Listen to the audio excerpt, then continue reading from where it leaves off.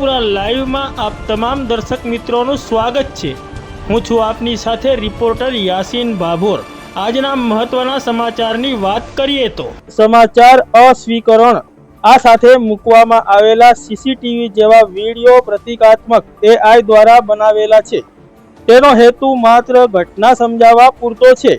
વાસ્તવિક CCTV footage નથી। વાસ્તવિક તપાસ પોલીસ દ્વારા ચાલુ છે। ફતેપુરા તાલુકાના એક ગામમાં કરિયાણાની દુકાનમાંથી રોકડ રકમની ચોરી કરતા સગીર વયના બાળકો સીસીટીવી કેમેરામાં કેદ થયા। પ્રાપ્ત વિગતો અનુસાર ફતેપુરા તાલુકાના એક ગામમાં કરિયાણાની દુકાનમાંથી રોકડ રકમની ચોરી કરતા સગીર વયના બાળકો સીસીટીવી કેમેરામાં કેદ થયા છે। જ્યારે દુકાનદાર દુકાનની અંદરના ભાગે ગયા હતા તે વખતે આ બાળકોએ પોતાનો કસબ અજમાવીને દુકાનમાંથી રોકડા રૂપિયાની ચોરી કરી હતી। તે વખતે દુકાનદાર દુકાનમાં આવી જતા આ ચોરી પકડાઈ જવા પામી હતી અને આ સમગ્ર ઘટના સીસીટીવી કેમેરામાં કેદ થઈ જવા પામી હતી। દુકાનદારે પોતાના સીસીટીવી કેમેરા ચેક કરતા આ બાળકો અગાઉ પણ કેટલીય વાર તેમની દુકાનમાંથી રોકડા રૂપિયાની ચોરી કરતા જોવા મળે છે।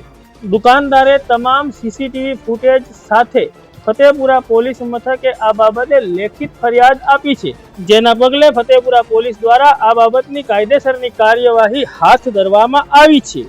અહીંયા ફરીથી સ્પષ્ટતા કરવામાં આવે છે કે કોઈ પણ ઘટના અને ગુનામાં સંડોવાયેલા સગીર વયના બાળકોના ફોટા, વિડીયો કે ઓળખ જાહેર કરવી એ જુવેનાઇલ જસ્ટિસ એક્ટ મુજબ ગુનો બને છે, જે અંતર્ગત આ સાથે મૂકવામાં આવેલા સીસીટીવી જેવા વિડીયો પ્રતિકાત્મક AI દ્વારા બનાવેલા છે। તેનો હેતુ માત્ર ઘટના સમજાવવા પૂરતો છે।